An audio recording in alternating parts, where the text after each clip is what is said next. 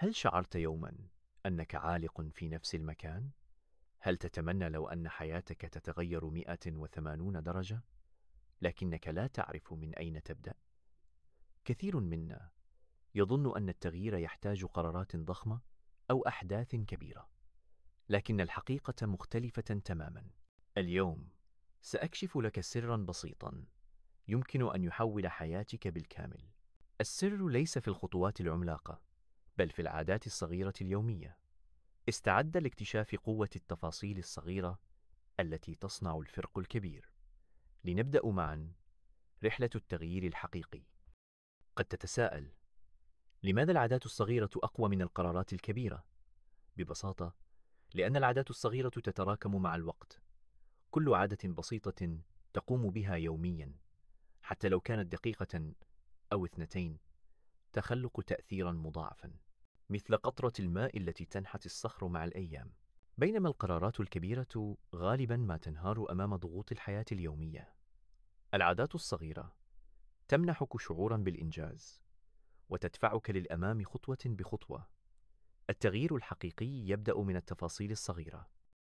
لنبدأ بأول عادة: الاستيقاظ المبكر. تخيل أن تبدأ يومك قبل الجميع في هدوء الصباح، حيث يمكنك التفكير والتخطيط ليومك دون إزعاج. الاستيقاظ المبكر يمنحك وقتا إضافيا لنفسك، ويقلل من التوتر ويزيد من إنتاجيتك. حتى لو بدأت بالاستيقاظ قبل موعدك المعتاد ب10 دقائق فقط، ستشعر بفرق كبير في طاقتك ونظرتك للحياة. جربها ليوم واحد فقط وستلاحظ التغيير. عادة بسيطة أخرى: القراءة ل10 دقائق يوميا. لا تحتاج لقراءة كتاب كامل في يوم واحد.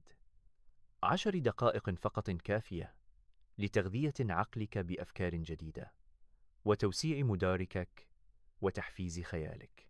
القراءة اليومية تفتح لك أبوابا جديدة وتمنحك حلولا لمشاكلك. اختر كتابا تحبه أو موضوعا يثير فضولك، واجعل القراءة جزءا من روتينك اليومي. ستلاحظ مع الوقت كيف تتغير طريقة تفكيرك. ماذا عن الحركة؟ ممارسة الرياضة ولو ل5 دقائق يوميا تصنع فرقا هائلا في صحتك ونفسيتك. لا تحتاج لصالة رياضية أو معدات خاصة. يمكنك المشي أو القيام بتمارين بسيطة في المنزل. الحركة اليومية تحسن مزاجك وتزيد من نشاطك وتقلل من التوتر. اجعلها عادة صغيرة وستجد نفسك أكثر حيوية وسعادة. هل جربت يوما كتابة أفكارك أو مشاعرك في دفتر صغير؟ عادة كتابة اليوميات تساعدك على فهم نفسك أكثر، وتفريغ مشاعرك، وتنظيم أفكارك. حتى لو كتبت جملة واحدة كل يوم، ستكتشف مع الوقت كيف تتغير نظرتك للأحداث وكيف تصبح أكثر وعيا بذلك. الكتابة اليومية مساحة خاصة لك تعبر فيها عن كل ما يدور بداخلك. عادة الامتنان من أقوى العادات التي تغير الحياة. خصص دقيقة واحدة كل صباح أو مساء لتذكر 3 أشياء تشعر بالامتنان تجاهها.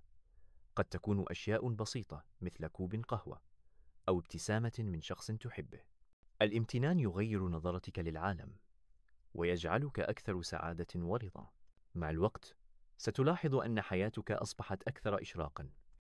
في عصر التكنولوجيا نقضي ساعات طويلة أمام الشاشات، لكن تقليل وقت الشاشة حتى لو ل10 دقائق يوميا يمنحك وقتا حقيقيا لنفسك ولعائلتك. ستشعر براحة أكبر في عينيك، وستجد وقتا لهواياتك أو للتواصل مع من تحب. جرب أن تضع هاتفك بعيدا قبل النوم أو أثناء تناول الطعام، وستلاحظ الفرق في جودة حياتك. قد تتساءل: كيف يمكن لعادات صغيرة أن تصنع هذا الفرق الكبير؟ السر في الاستمرارية. عندما تلتزم بعادة صغيرة يوميا، يبدأ عقلك في بناء مسارات جديدة، وتصبح هذه العادة جزءا من روتينك دون جهد. مع الوقت تتراكم النتائج، وتظهر التغييرات في حياتك بشكل واضح. كل عادة صغيرة هي بذرة تزرعها اليوم لتحصد ثمارها غدا. لا تستهين أبدا بقوة البداية الصغيرة. كثير من قصص النجاح بدأت بخطوة بسيطة. شخص بدأ بالمشي 10 دقائق يوما فتحولت حياته الصحية. آخر قرأ صفحة واحدة كل يوم فأصبح مثقفا وواسع الأفق. البداية الصغيرة تمنحك الدافع للاستمرار وتقلل من شعورك بالإرهاق أو الفشل.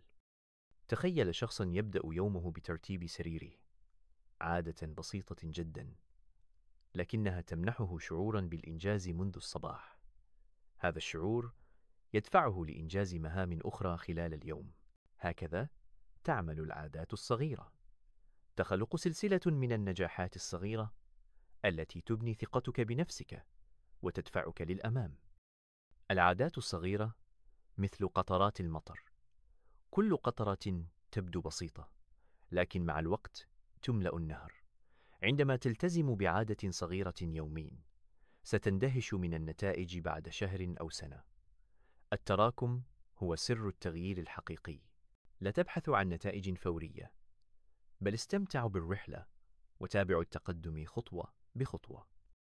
ما رأيك أن تبدأ تحدي صغيرا اليوم؟ اختر عادة واحدة فقط من القائمة السابقة وقرر أن تلتزم بها لمدة أسبوع.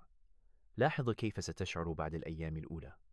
ستكتشف أنك قادر على التغيير وأن الإنجاز ليس بعيد المنال. التحدي يمنحك الحماس ويكسر الروتين اليومي.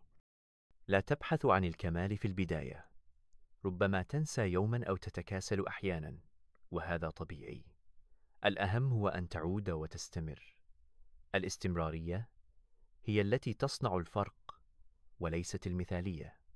كل يوم جديد هو فرصة جديدة للبدء من جديد. سامح نفسك وواصل الطريق.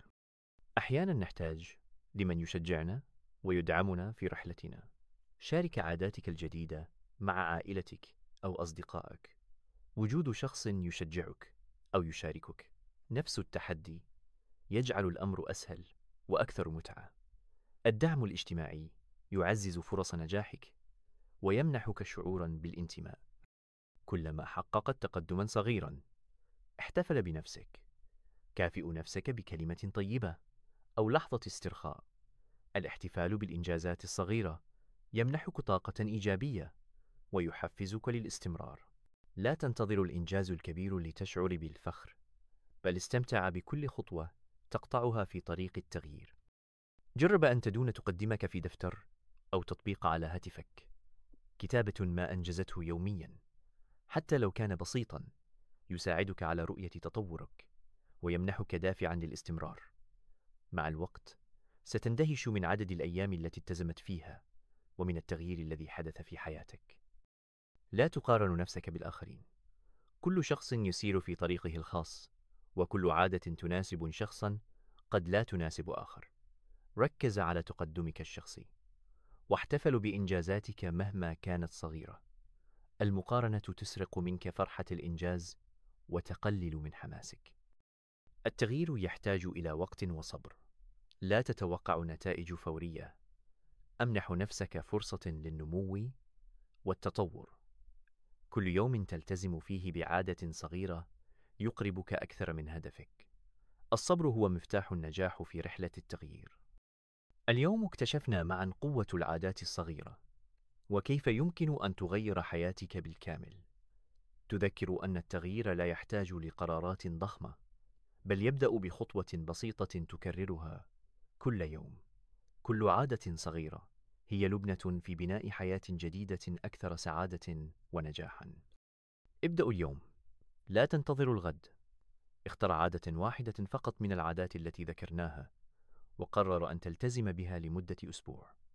ستندهش من التغيير الذي سيحدث في حياتك. تذكر، التغيير الكبير يبدأ بخطوة صغيرة. أنت قادر على صنع حياة جديدة. فقط أبدأ الآن.